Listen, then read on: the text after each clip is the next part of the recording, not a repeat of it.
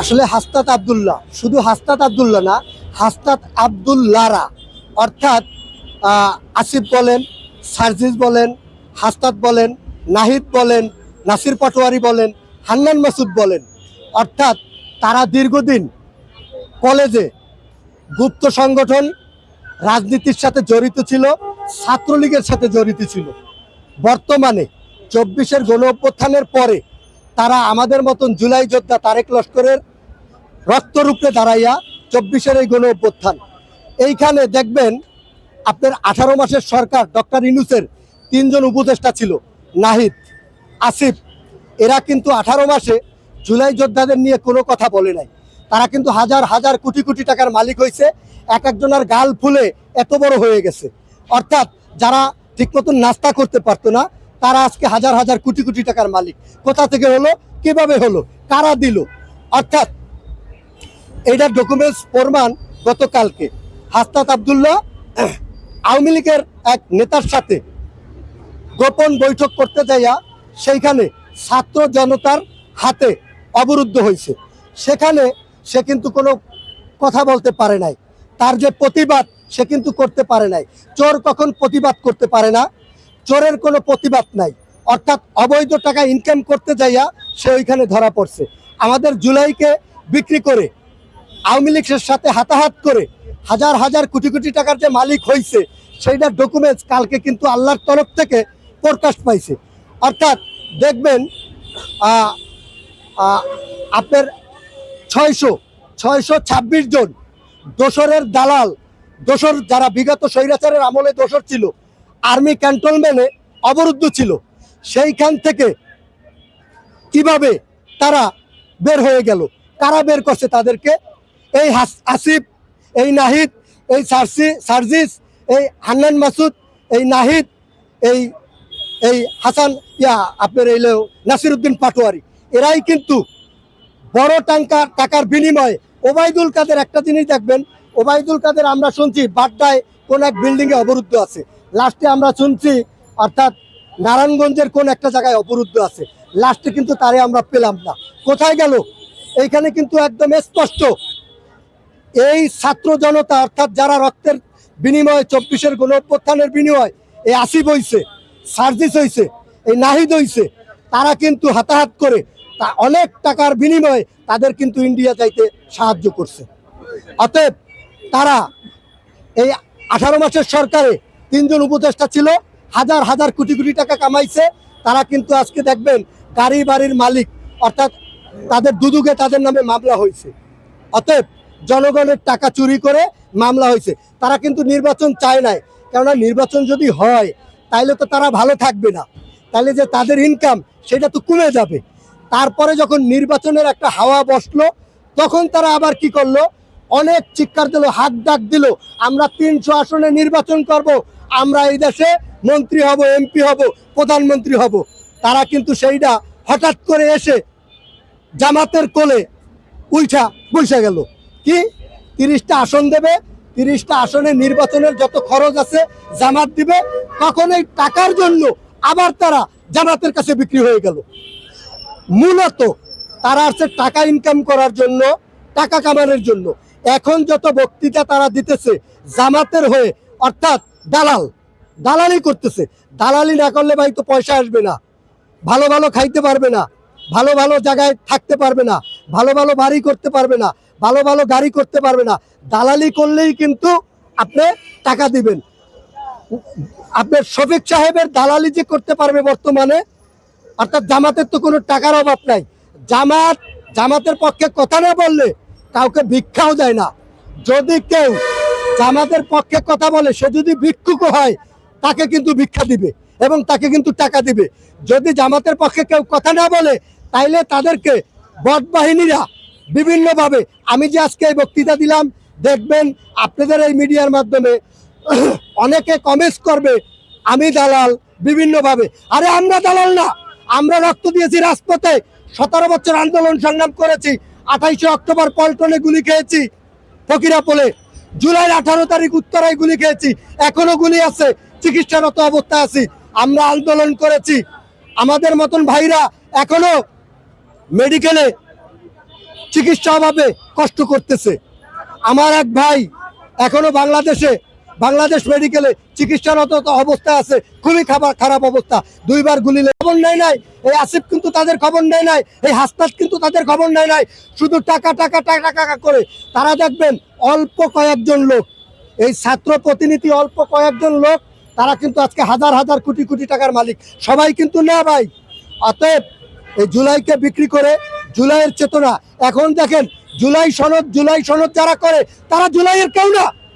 তারা তো হারুনের ভাতের হোটেলে আন্দোলন প্রত্যাখ্যান করেছিল, সেইখান থেকে আন্দোলন আমরা চাঙ্গা করেছি।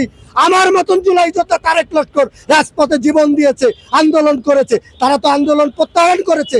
তারপরে যখন আমরা আন্দোলন চাঙ্গা করেছি, তারপরে 24 গণঅভ্যুত্থানে তারা আজকে ওয়েস্টার্ন হোটেলের মতন জায়গায় নাস্তা খায়, ভালো ভালো গাড়িতে চলে, তাদের টাকায়, এই আওয়ামী লীগের টাকা, এই রাজাকারদের টাকায়, এই গুপ্ত সংগঠনের টাকায় আজকে তারা বিক্রি হয়ে গেছে।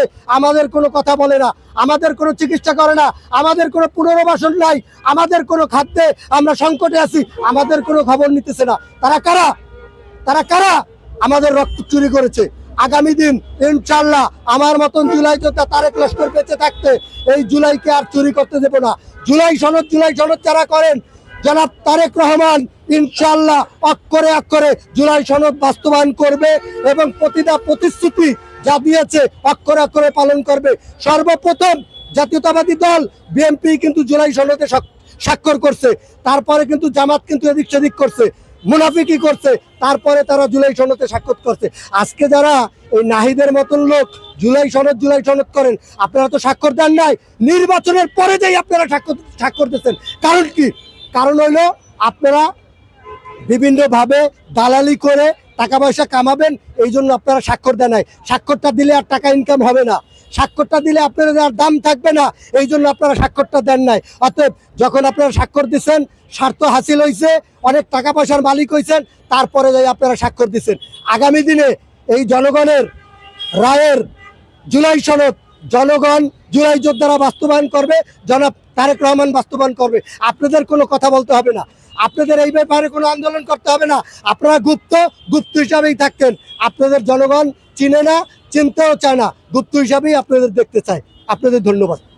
গণ অভ্যুত্থান কথাটা আমি অক্ষরে অক্ষরে জানি কি 17 বছর আমরা যারা রাজপথে আন্দোলন সংগ্রাম করেছি, 2018 সালে আমি অ্যারেস্ট ছিলাম। এইভাবে করে স্বৈরাচারী ফ্যাসিস্ট হাসিনার অধীনে আমরা বিভিন্নভাবে লাঞ্ছিত, কষ্ট, বঞ্চিত হয়ে রাজপথে আন্দোলন করেছি। আমরা কিন্তু 28শে অক্টোবর পল্টনের মতন জায়গায় বিশাল একটা প্রোগ্রাম জাতীয়তাবাদী দল বিএনপি ডাক দিছিল, কর্মসূচি। সেই আন্দোলনেও কিন্তু আমরা বিজয় অর্জন করেছি, কিন্তু হাসিনার ওই পেটুয়া বাহিনী পুলিশের কারণে আমরা সেদিন রাজপথ দখল করতে পারি নাই।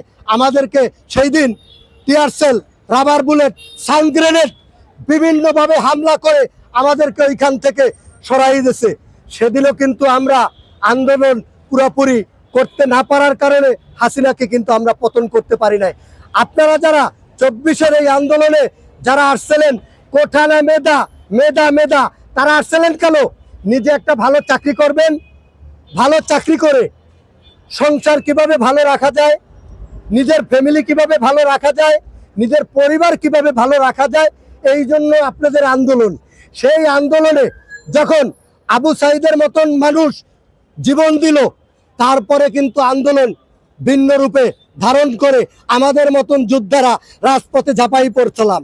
এই ঝাঁপাই পড়ার কারণে আন্দোলন কিন্তু উত্তাল ঢেউয়ের মতন আপনার দেখবেন দিনার দিন আন্দোলন চাঙ্গা হয়েছে এই শহীদদের বিনিময়ে। তো সেইখানে সেই আন্দোলন একদিনে হয় নাই, 17 বছরের ফল এই 24-এর গণ অভ্যুত্থান। অতএব এখন যারা বলতেছেন অর্থাৎ গণ অভ্যুত্থান, কালকে গণ অভ্যুত্থান হবে, আজকে গণ অভ্যুত্থান হবে, তোমরা তো দালালের কোনো গণ অভ্যুত্থান নাই। যারা দালালি করে, দালালের কোনো গণ অভ্যুত্থান নাই। জনগণের আন্দোলনে যারা জনগণের সাথে থাকে, তাদের আন্দোলনে জনগণ আসে, অতএব সেইটাকে বলে গণ অভ্যুত্থান। অতএব এখন জনগণ খাদ্যে সম্পূর্ণ, সব কিছুতে দাম কম, অতএব মানুষ ভালো আছে, এখন ভাই আন্দোলনে যাবে না। আর যারা আন্দোলনে যাবে তাদের স্বার্থ হইল কি, অর্থাৎ বাংলাদেশকে অস্থির করবেন, জনগণকে বিভ্রান্ত করবেন এবং মানুষকে কষ্ট দিবেন। শুক্রবার ওই বাইতুল মোকাররমে আসবেন, কিছু লোক নিয়ে আপনাদের দালাল যারা, তাদের নিয়ে একটা মিছিল বের করবেন, জনগণের দুর্ভোগ করবেন, রাস্তায় একটা হট্টগোল করবেন, এই কিন্তু ওইখানে সাধারণ জনগণ পাবেন না। দেখবেন তাদের পক্ষে যে কিছু লোক আছে তারাই আছে, এছাড়া কিন্তু জনগণ নাই। অতএব গণ অভ্যুত্থান প্রতিদিন হয় না, অনেক আন্দোলনের বিনিময়, অনেক রক্তের বিনিময় তারপরে একটা গণ অভ্যুত্থান আসে। অতএব সেই গণ অভ্যুত্থানের জন্য আপনারা অপেক্ষা করতে থাকেন। যদি জনাব তারেক রহমান জনগণের বিপক্ষে যায় তারপরে একটা গণ অভ্যুত্থান আসবে, সেই আশায় থাকেন। যেমন গতকালকে পহেলা বৈশাখ আপনার কৃষকের জন্য কৃষক কার্ড দিচ্ছে, ফ্যামিলিদের জন্য ফ্যামিলি কার্ড দিচ্ছে। 31 দফা জনাব তারেক রহমান যা প্রতিশ্রুতি দিছে সব অক্ষরে অক্ষরে বাস্তবায়ন করবে। এখন তাদের মাথা খারাপ, এই গুপ্ত সংগঠনের মাথা খারাপ। কারণ কি, যেইভাবে দেশ উন্নত হইতেছে, দেখবেন বহির্বিশ্বে যুদ্ধ চলে, অনেক দেশ তেলের অভাবে অনেক খারাপ অবস্থায় আছে। আমার বাংলাদেশ তারপরও কিন্তু বাংলাদেশ সচল আছে, খাদ্যের দাম বাড়ে নাই, তেলের দাম বাড়ে নাই। তাদের মাথা খারাপ। এখন তারা বুঝতেছে কিভাবে এই সরকারকে আমরা বিপাকে ফালাই, বিপদে ফালাই। কোনো আন্দোলনের তো কোনো কথা নাই। তাইলে এই জন্য তারা বিভিন্ন কথা বলে, বিভিন্ন মন্তব্য করে জনগণকে বিভ্রান্ত করতে চায়। আসলে জনগণ বিভ্রান্ত না। আপনি আর একটা জিনিস দেখবেন ভাই, ফুটপাত, রাস্তায় ফুটপাত উঠছে। আসলে আপনারা বলেন এই জন্য আপনারা খুশি না বেজার? জনগণ কিন্তু খুশি, জনগণ কিন্তু খুশি। এখন যারা ফুটপাতে ব্যবসা করে, আসলে এটা কি বৈধ? এটা কি কোনো সরকার বলছে তুমি ফুটপাতে ব্যবসা করো?